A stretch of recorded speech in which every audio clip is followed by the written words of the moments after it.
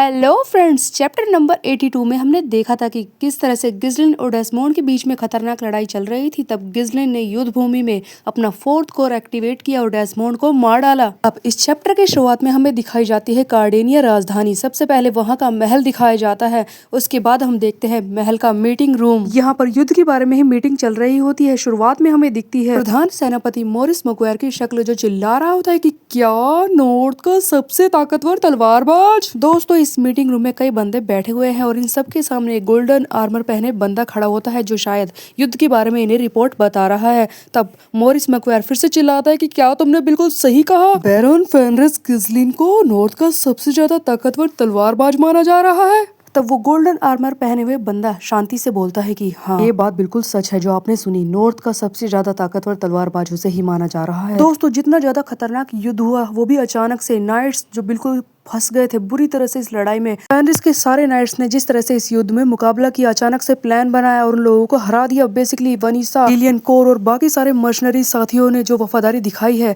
वो साम्राज्य की सेना के 2 विंग नाइट्स से भी ज्यादा है। दोस्तों, ये गोल्डन आर्मर वाला बंदा यही बताना चाह रहा है कि गिज़लिन के सारे नाइट्स उसके साम्राज्य की सेना के नाइट से भी कहीं ज्यादा खतरनाक है। सभी लोग इसी बारे में बात कर रहे हैं। दोस्तों, एक छोटी सी लड़की, एक छोटी सी जादूगर वनीसा ने जिस तरह से डेस्मोंड के 6th सर्कल वाले जादूगर को हराया, इससे गिज़लिन की ताकत तो बढ़ेगी ही, क्योंकि वो गिज़लिन की पर्सनल जादूगर है। और खुद गिज़लिन की ताकत जो दुनिया के सामने आई है, इसे सुनकर सभी लोग हैरान हो रहे होते हैं। गोल्डन आर्मर वाला बंदा यही बोल रहा होता है कि गिज़लिन की ताकत के बारे में जो भी सुनने में आया है वो सब कुछ सच है। बाकी सब तो गिज़लिन की तारीफ सुन रहे होते हैं, लेकिन रोज़लिन, उसे गिज़लिन की चिंता हो रही होती है। वो कहती है कि गिज़लिन ठीक तो है ना। दोस्तों, यहाँ पर बैठे इन सारे बंदों के बीच में रोज़लिन की आवाज कुछ छोटी दिखाई दे रही होती है, लेकिन फिर भी वो गोल्डन आर्मर वाला बंदा इसकी बात को सुन लेता है और कहता है कि हाँ, गिज़लिन बिल्कुल ठीक है, युद्ध खत्म हो चुका है, उन्हें कोई भी चोट नहीं आई है और वो अब युद्ध के बाद की चीजों की तैयारी कर रहे हैं। वो काउंट डेस्मोंड के पास जो भी जमीन थी उसे कब्जे में लेने की तैयारी कर रहे हैं। ये सुनकर मोरिस को बहुत ही ज्यादा झटका लगता है और वो हैरानी से कहता है कि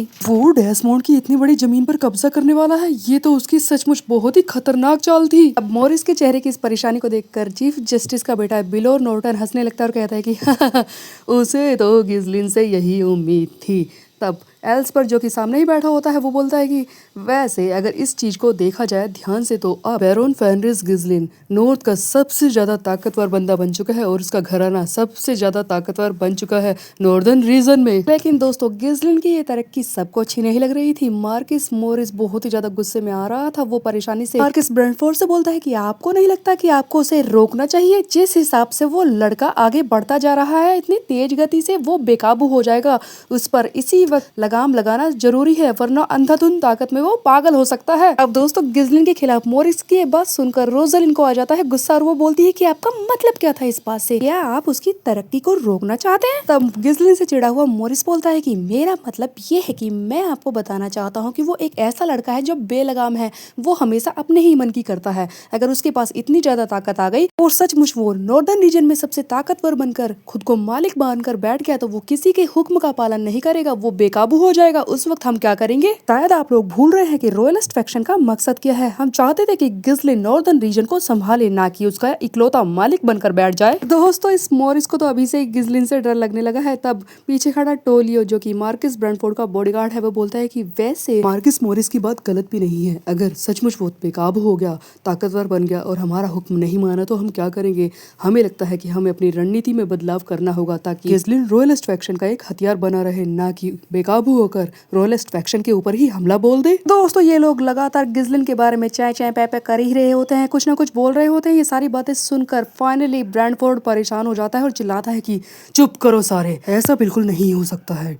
ड्यूक डेल्फिन के खिलाफ गिज़लिन उनका एक मजबूत हथियार है। वो ड्यूक डेल्फिन के खिलाफ लड़ाई में इनकी मदद करेगा, ना कि वो उसके साथ मिल जाएगा। इसीलिए ज्यादा चिंता करने की जरूरत नहीं है। हम सबका दुश्मन ड्यूक डेल्फिन है, ना कि हम अपने आप ही आपस में लड़कर यहाँ पर बेकार की बातें करते रहे। एक बहुत याद रखना, बैरन फेनरिस गिज़लिन को कोई भी हाथ लगाने की गलती ना करे। दोस्तों, ब्रेंटफोर्ड तो गिज़लिन का पूरा साथ दे रहा है और मोरिस को इस बात से बहुत ही ज्यादा गुस्सा आ रहा होता है। तभी बिलोर नॉर्टन फिर से बोलता है कि मोरिस, तो मेरी बात को ध्यान से सुनो। तुम बैरन फेनरिस गिस्लिन पर हमला करने की कोशिश बिल्कुल मत करना, वो कुछ नहीं करेगा। और हाँ, मैं एक और बात बता दूं तुम्हें, जी सिर्फ गिस्लिन की थोड़ी ना हुई है, राजधानी की सेना भी तो वहाँ पर गई थी और पर्डियम की सेना भी तो साथ में थी। इन सब ने मिलकर उन लोगों को हराया है और गिस्लिन जीता है। दोस्तों बेसिकली ये मोरिस को चढ़ा चढ़ा कर उसे मनाने की कोशिश कर रहा होता है ताकि मोरिस के दिमाग में जो गिस्लिन के खिलाफ चिड़चिड़ापन है वो निकल जाए।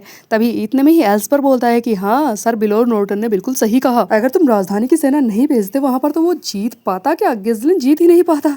ये सुनकर तो भाई मोरिस 7वें आसमान पर पहुंच जाता है, खुद को बस जीत का मालिक समझने लगता है और सोच रहा होता है कि अगर मैं नहीं होता तो वो जीत भी नहीं पाता, कल का यार लड़का। दोस्तों ये मोरिस उस जीत का क्रेडिट खुद को दे रहा है जिसमें इसने हाथ तक नहीं हिलाया। युद्ध के बारे में ये सारी बातें होती है और इसके बाद मीटिंग खत्म हो जाती है। ब्रैंडफोर्ड सबको जाने के लिए बोल देता है, सारे लोग वहां से चले जाते हैं। तभी हम देखते हैं कि ब्रैंडफोर्ड अभी भी गंभीर चेहरा बनाकर कुछ सोच रहा होता है। तभी ये साथ में खड़े अपने बॉडीगार्ड टोलियो से बोलता है कि जाओ काउंट फाउड को लेकर आओ जिसे हमने जेल में बंद कर रखा है। दोस्तों जब गिस्लिन का डेस्मोंड के साथ युद्ध शुरू हुआ था तब ड्यूकल हाउस की तरफ से एक सलाहकार आया था ना, काउंट फाउड, जिसे मार्कस ब्रैंडफोर्ड ने पकड़ लिया था और उसे जेल में बंद करने का हुक्म दे दिया था। अब उसी को ही ये बुलाने को बोल रहा होता है अपने बॉडीगार्ड से। मार्कस का ऑर्डर सुनते ही हम देखते हैं कि थोड़ी देर बाद दो सैनिक काउंट फाउड को जेल से निकालकर यहाँ पर ले आते हैं, जिसके हाथों को खोल दिया गया है। ये बहुत ही ज्यादा थका हुआ सा लग रहा होता है, इसकी हालत खराब है। आखिरकार जेल में बंद होने से इसकी हालत खराब तो होगी ही, लेकिन अचानक से इसे जेल से बाहर लाया गया है। इसी बात को जानकर फाउड समझ गया था कि गिस्लिन युद्ध जीत चुका है और डेस्मोंड मर चुका है। ये मार्कस ब्रैंडफोर्ड के सामने आकर खड़ा हो जाता है। तब मार्कस ब्रैंडफोर्ड कहता है कि मैं तुम्हें छोड़ रहा हूँ, चुपचाप यहाँ से जाओ। और हाँ, ड्यूकल हाउस के सारे नोबल्स को बता देना कि आज के बाद ऐसी गलती नहीं होनी चाहिए, वो सारे शांत रहे वरना उनमें से एक को भी बख्शा नहीं जाएगा, सबको जेल में बंद कर दिया जाएगा। ब्रैंडफोर्ड इस बंदे को चेतावनी देने की कोशिश कर रहा होता है, लेकिन ये काउंट फाउड अभी भी इस चेतावनी को सुनकर चुपचाप खड़ा होता है। इसके दिमाग में कोई सातिर बात चल रही होती है। तभी अचानक से बोलता है कि आपने बहुत ही गलत किया है, आपने अभी जो कुछ किया, मुझे जेल में बंद कर दिया और डेस्मोंड को मरने दिया, इससे आपने बहुत ही बड़ी गलती की है। नॉर्दर्न रीजन में अब अशांति फैल जाएगी, हो सकता है कि साम्राज्य में अंदरूनी युद्ध शुरू हो जाए। ड्यूकल हाउस को तो हमेशा इसी बात का डर लगता है कि साम्राज्य में कहीं अंदरूनी युद्ध शुरू ना हो जाए, लेकिन अब ये ग्रह है युद्ध टल नहीं सकता, वो तो होकर ही रहेगा। बेसिकली दोस्तों ये चिंता के शहद में लपेटकर ब्रैंडफोर्ड को धमकाने की कोशिश कर रहा होता है। ये सुनकर ब्रैंडफोर्ड इसकी बात काटता है और कहता है कि नहीं, तुम लोगों ने नहीं, मैंने, रॉयलिस्ट फैक्शन ने इस पूरे साम्राज्य में शांति बनाए रखी है। जिस पर फाउड हंसने लगता है और कहता है कि हम भी तो शांति ही चाहते हैं, हमने शांति थोड़ी ना रोकी है, वो तो ड्यूकल हाउस के कुछ लोग हैं जो शांति के खिलाफ हैं। वैसे राजा बीमार पड़ा है और ऐसी कोई चीज नहीं है जो आपके इशारे के बिना ना हो, सारी शासन व्यवस्था तो आपके ही हाथ में है। तो क्या यहाँ पर कुछ ऐसा है जो आपके इशारे पर ना चले? क्या ड्यूकल हाउस कुछ भी कर सकता है आपके खिलाफ? दोस्तों एक तरफ तो ये शांति की बात कर रहा है, दूसरी तरफ ये लगातार ब्रैंडफोर्ड को धमकाने की कोशिश कर रहा होता है। फाइनली ब्रैंडफोर्ड को बहुत ही ज्यादा गुस्सा आ जाता है और वो बोलता है कि चुप करो तुम। अब दोस्तों मार्कस ब्रैंडफोर्ड के इस गुस्से को देखकर वहां पर खड़े दोनों सैनिकों ने काउंट फाउड के गर्दन पर तलवार लगा ली होती है और इसी दीवार से सटा देते हैं। तब भी काउंट फाउड नहीं मानता और डरते डरते अपनी आखिरी चेतावनी दे ही डालता है कि लगता है वो ड्यूक डेल्फिन की ताकत को भूल गए हैं। हम लोगों ने शांति बनाए रखी थी, लेकिन अब तो ऐसा लगता है कि खून खराबा होना तय है। और इस तरह से काउंट फाउड अपनी आखिरी चेतावनी दे देता है। तब दोनों सैनिक इसे लेकर चले जाते हैं वहां से एक अंधेरे गलियारे की तरफ। दोस्तों ये काउंट फाउड साफ साफ लफ्जों में इस ब्रैंडफोर्ड को धमका कर गया है कि इसने डेस्मोंड को मरने दिया है और राज्य में कोई ऐसी चीज नहीं है जो इसकी मर्जी के खिलाफ हो जाए। इस तरह से सारी चीजों का जिम्मेदार मार्कस ब्रैंडफोर्ड ही है। और अब डेस्मोंड की मौत के साथ ड्यूकल हाउस के सारे नोबल्स का गुस्सा मार्कस ब्रैंडफोर्ड यानी कि रॉयलिस्ट फैक्शन पर बरसने वाला है। दोस्तों गिस्लिन के इन कामों की वजह से साम्राज्य में अंदरूनी आग सुलगने लगी है। ड्यूकल हाउस वर्सेस रॉयलिस्ट फैक्शन होने शुरू हो गया है। क्राउन ब्रैंडफोर्ड यहीं पर बैठा होता है और गहरी सोच में पड़ा होता है। तभी इसे सोचते सोचते एक पुरानी बात याद आती है। दोस्तों हमें एक फ्लैशबैक का सीन दिखाया जाता है। शायद ये एक पार्क जैसी जगह है जहाँ पर हम सबसे पहले देखते हैं मार्कस ब्रैंडफोर्ड को, जो कि अपनी जवानी के दिनों में है, थोड़ा जवान लग रहा होता है। इसी के साथ लंबे लंबे बालों वाला एक बंदा खड़ा होता है जिससे ये बात कर रहा होता है। इस जवान ब्रैंडफोर्ड के साथ जो बंदा खड़ा है वो इससे बोल रहा होता है कि ब्रैंडफोर्ड वैसे ये बताओ कि सब कुछ आखिर में मिट्टी में मिल जाना है, सब कुछ खत्म हो जाना है, तो फिर इतनी सारी ताकत, इतनी सारी लड़ाइयों का क्या फायदा है? दोस्तों ये लंबे बाल वाला बंदा कोई और नहीं ड्यूक डेल्फिन है, जिससे ब्रैंडफोर्ड जवाब देता है कि देखो डेल्फिन, इन सारी लड़ाइयों से जिंदगी जीने का मकसद हमारे सामने आता है, हम दूसरों की ज़िंदगी बचाते हैं, उनके लिए काम करते हैं। जब हमारे पास ताकत होगी तभी हम हज़ारों लोगों की ज़िंदगी बचा पाएंगे, उन्हें आसान बना पाएंगे। लेकिन दोस्तों बगल में खड़ा डेल्फिन उसका मार्कस ब्रैनफोर्ड की बातों पर ध्यान होता ही नहीं है। वो तो ज़मीन पर चल रही चींटियों की कतार को देख रहा होता है और अचानक से वो इन चींटियों के ऊपर पैर रख देता है, उन्हें कुचल डालता है और बोलता है कि ये सारे जानवर बेकार होते हैं, इन्हें आखिर में मारे ही जाना है। वैसे भी उसकी नज़र इंसानी ज़िंदगी से कहीं आगे है, वो कुछ बड़ा करना चाहता है अपनी ज़िंदगी में। स्टोरी फिर से प्रेजेंट में आ जाती है और ब्रैनफोर्ड की इस पुरानी याद से हमें पता चलता है कि ड्यूक डेल्फिन के इरादे तब भी कैसे थे। उसे इंसानों को मारने काटने से ज़्यादा फर्क नहीं पड़ता, वो बस किसी और तरह के मकसद की तलाश में है। लेकिन शायद ब्रैनफोर्ड भी उसके असली मकसद के बारे में नहीं जानता, वो बस गहरी चिंता में डूब रहा होता है। अब दोस्तों यहाँ से भी सीन को शिफ्ट कर दिया जाता है। हमें फाइनली पहली बार दिखाया जाता है ड्यूक डेल्फिन का कासल। हमें एक खतरनाक सी जगह दिखाई जाती है, काली अंधेरी रात है और किला भी बिल्कुल काले टाइप का ही लग रहा होता है। नुकीली पहाड़ की चोटियों पर बना ये नुकीली नुकीली इमारतों वाला काला किला जिसका नाम है एक्लिप। हमें इस किले के अंदर का सीन दिखाया जाता है जहाँ पर मुख्य सलाहकार रोल जोसेफ और केन बेल्जैक जो कि इसका बॉडीगार्ड है, वो दोनों साथ में जा रहे होते हैं। बीच के नीले कारपेट को छोड़कर दोस्तों हर जगह ग्रे और काला कलर ही दिखाई दे रहा होता है। यहाँ पर ऐसा लगता है कि अंधेरी शक्ति का राज है। डरते हुए जा रहा रोल जोसेफ अपने इस बॉडीगार्ड से बोलता है कि क्या सचमुच बहुत ही ज्यादा गुस्से में है ड्यूक? तब केन बेल्जैक बोलता है कि हाँ वो बहुत ही गुस्से में है, वरना छोटी मोटी बातों में वो पड़ते नहीं। डेस्मोंड मारा गया है, इसीलिए ड्यूक डेल्फिन खुद इस चीज में दखल दे रहे हैं, वो हमसे बात करना चाहते हैं। दोस्तों इस रोल जोसेफ का तो पहले ही डर के मारे बुरा हाल है और केन बेल्जैक की बात को सुनकर ये और ज्यादा घबरा जाता है। इस पूरे गलियारे से चलते हुए ये धीरे धीरे एक बड़े से दरवाजे के पास पहुंचते हैं। जैसे ही दरवाजा खुलता है और सामने हमें दिखाई देती है एक बड़ी सी कुर्सी, एक बड़ा सा आसन दिखाई देता है। लेकिन दोस्तों इंटरेस्टिंग बात यह है कि ये आसन उल्टा रखा है और इस पर जो बंदा बैठा होता है उसका मुंह भी पीछे की तरफ है।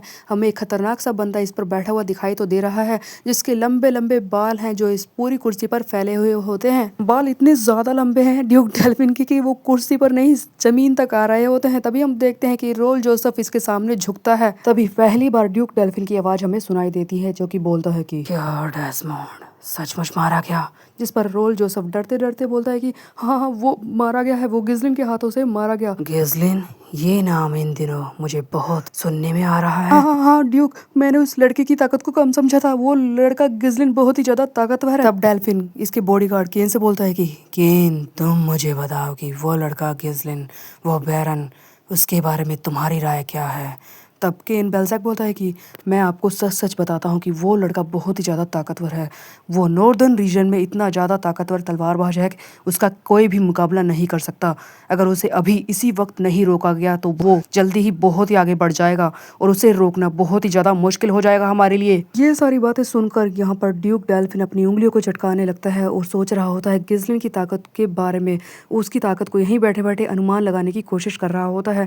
रोल जोसेफ जिसकी डर के मारे बुरी हालत है, उसके मुंह से शब्द भी नहीं निकल रहे होते हैं, वो बस किसी तरह से अपनी जान बचाना चाहता है, इसके सामने कुछ ना कुछ बोलना चाहता है। तब डेल्फिन आगे बोलता है कि जोसेफ, अभी तक मैंने सब कुछ तुम पर छोड़ रखा था, हर एक चीज हर एक बात तुम नहीं की, तुम्हारे कहने पर सब कुछ हुआ है, लेकिन मुझे कोई भी परिणाम नहीं मिला। अब बस बहुत हो चुका है, मैंने बहुत ज़्यादा सब्र कर लिया है। दोस्तों डेल्फिन की यहाँ पर खतरनाक आंखें दिखाई देती है, सब कुछ काला काला है इसीलिए इसकी शक्ल तो साफ नहीं है, लेकिन ये ओरा से ही खतरनाक लग रहा होता है। जोसेफ अब बस डर के मारे मरने की हालत में पहुंच जाता है। तब डेल्फिन आगे बोलता है कि जोसेफ, बताओ कि तुम अभी भी अपनी उस सावधानी से चल रही चाल पर टिके हो, क्या तुम अभी भी कुछ कर सकते हो? तब जोसेफ बोलता है कि हाँ हाँ ड्यूक, मुझे एक मौका दीजिए, मैंने इंतजाम कर लिया है, मैंने किसी से बात की है, वो जल्दी ही आ रहा है, वो हमारी समस्या को ख़त्म करेगा, वो जल्दी ही आएगा, हमारी सारी समस्या को ख़त्म करके आपकी इस प्यास को बुझाएगा, आपको परिणाम देगा, आप चिंता मत कीजिए। दोस्तों ये बस अपनी जान बचाने की कोशिश में लगा पड़ा है कि ये ड्यूक डेल्फिन के कई सारे काम तो कर रहा है, लेकिन इसकी सारी चालें फेल हो रही हैं। लेकिन अब ये आखिरी मौका लेने के लिए ड्यूक डेल्फिन के पास आया होता है। डेल्फिन पहले तो इसकी बात को सुनकर कोई जवाब नहीं देता, जोसेफ बहुत ही ज्यादा घबरा जाता है। तब अचानक से डेल्फिन हंसने लगता है और कहता है कि ठीक है, मैं तुम्हें एक आखिरी मौका देता हूँ, लेकिन याद रखना अगर इस बार कोई गलती की तो परिणाम अच्छा नहीं होगा। और इस तरह से फाइनली जोसेफ को इस बार अपनी जान बचाने का मौका मिल जाता है। जैसे ही ड्यूक राजी होता है वो तो बस चुपचाप पतली गली से निकलने की कोशिश करता है, वो यहाँ से भागना चाहता है, लेकिन केन बेल्जैक वो अभी भी ड्यूक की कुर्सी की तरफ ध्यान से देख रहा होता है। दोस्तों अचानक से डेल्फिन के अंदर से काली शक्तियां निकलने लगती है, उसकी कुर्सी को इधर उधर से घेरने लगती है। ये हैरान कर देने वाला नजारा था। डेल्फिन केन को जाने के लिए बोल देता है, लेकिन दोस्तों इसके ऑरा को देखकर ही लग रहा होता है कि ये डेल्फिन बहुत ही ज्यादा खतरनाक बंदा है और इसके पास काली शक्तियां भी हैं, जिससे ये गिज़लिन के रास्ते बहुत ही ज्यादा मुश्किल बनाने वाला है। उसकी काली शक्तियों की वजह से ऐसा लगता है कि एक पल के लिए इस महल की नींव तक हिल जाएगी, इतना ज्यादा ताकतवर ये बंदा लग रहा होता है। दोस्तों यहाँ से फिर से सीन को शिफ्ट कर दिया जाता है, हमें फिर से एक्लिप्स किला ही दिखाया जाता है और कुछ दिनों बाद का सीन दिखाया जाता है। ड्यूक डेल्फिन फिर से हमेशा की तरह अपनी इस कुर्सी पर बैठा होता है, काले अंधेरे में और काली शक्तियों के साथ ये और भी ज्यादा काला लग रहा होता है। तभी हम देखते हैं कि पीछे से इस किले में एक और बंदा चलते हुए आता है। ड्यूक डेल्फिन के सामने झुकता है और बोलता है कि क्या अभी मार काट शुरू करनी है, अभी सबको खत्म करना है, बस आप आज्ञा दीजिए, मार काट शुरू हो जाएगी। लेकिन दोस्तों डेल्फिन ने जैसा कि जोसेफ को एक और मौका दिया है, इसलिए वो बोलता है कि रुको, अभी कुछ वक्त और रुको। दोस्तों हमें अंधेरे में फाइनली ड्यूक डेल्फिन की एक छोटी सी झलक टाइप की दिखाई जाती है। चेहरा साफ साफ तो नहीं दिख रहा होता है, लेकिन सिर्फ एक झलक में देखने को मिलती है। तब पीछे खड़ा जो बंदा अभी अभी आया है वो कोई और नहीं दोस्तों, आइडन है। दोस्तों आइडन जो कि इस मानवा की दुनिया के 7 ताकतवर नोबल नाइट्स में से एक है, जो बहुत ही ज्यादा खतरनाक बंदा है और यही वो बंदा है दोस्तों जिसने पिछली बार गिज़लिन को जान से मारा था। इस बंदे की तलवार पर गिज़लिन का खून लगा है, जिसने अपनी तलवार से उसका सर काटा था। यही वो बंदा है आइडन। लेकिन क्या इस बार भी ये गिज़लिन को मार देगा? ये ड्यूक डेल्फिन के सामने झुकता है और उसके दिए गए ऑर्डर को कबूलता है और थोड़ी देर रुकने को तैयार हो जाता है। दोस्तों चैप्टर तो यहीं पर हो जाता है एंड, लेकिन इस चैप्टर में कुछ अलग ही बातें पता चली हैं। सबसे पहले ड्यूक डेल्फिन जो कि इतना खतरनाक बंदा है, पहली बार वो दिखाया गया है, जो अपने अंदर ही काली शक्तियां समाये हुए हैं। इसका मकसद जो ये करना चाहता है, ये भी हैरानी वाली बात है दोस्तों। इसने कहा कि इसे इंसानों को मारने से फर्क नहीं पड़ता, लेकिन ये किसी और ही मकसद की तलाश में है। तो दोस्तों इंसानों को मारकर राज्य पाने के अलावा इसका और क्या खतरनाक मकसद हो सकता है, ये भी जानने वाली बात है। साथ ही साथ एक और बंदा आइडन जो इस चैप्टर में आ गया है, गिज़लिन की जान का दुश्मन। क्या इस बार गिज़लिन अपने इस जानी दुश्मन को हरा पाएगा? वैसे देखा जाए तो दोस्तों पिछली बार गिज़लिन ने बहुत सारे लोगों से मुकाबला किया था, तब इसके सामने आया था। पहले डेस्मोंड की सेना का मुकाबला किया अकेले ने, उसने डेस्मोंड को मारा। उसके बाद ये आइडन के सामने आया। तब तक तो बंदे की माना खत्म हो ही गई थी ना। लेकिन इस बार के गिज़लिन की बात अलग है। इस बार सचमुच पता चलेगा कि वो आइडन से मुकाबला करने लायक है भी या नहीं, या फिर वो आइडन से बहुत ही ज्यादा ताकतवर है। ये सारी बातें होंगी आगे आने वाले चैप्टर्स में, क्या राज खुलेंगे ये सब हम देखेंगे आगे। तब तक के लिए मेरे चैनल को सब्सक्राइब कर ले, बेल के आइकन को बाद प्रेस में। मिलते हैं, बाय बाय दोस्तों। और हाँ दोस्तों वीडियो को हाइप करना मत भूलिएगा, क्योंकि हाइप करने से ही व्यूज बढ़ते हैं।